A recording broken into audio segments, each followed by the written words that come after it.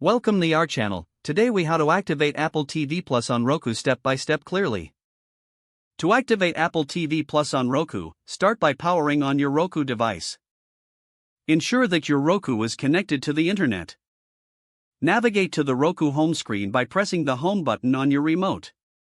Scroll down and select Streaming Channels from the menu. In the Streaming Channels section, open the search function. Type Apple TV into the search bar and select the Apple TV app from the results.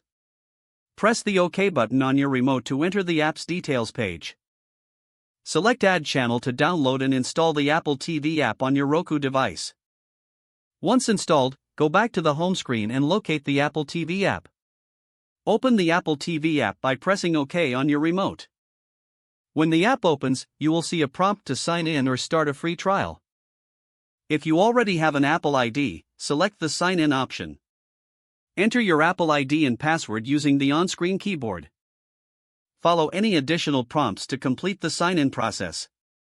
If you do not have an Apple ID, select the option to create one. Follow the on-screen instructions to set up your Apple ID. Once signed in, you will have access to Apple TV Plus content.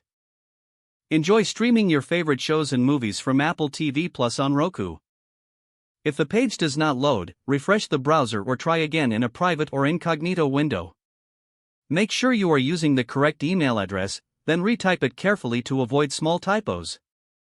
If your password is not accepted, use the reset option and create a new strong password you can remember.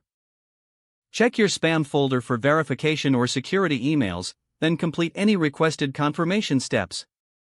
Enable two-factor authentication if available to improve account security and reduce unauthorized access risk.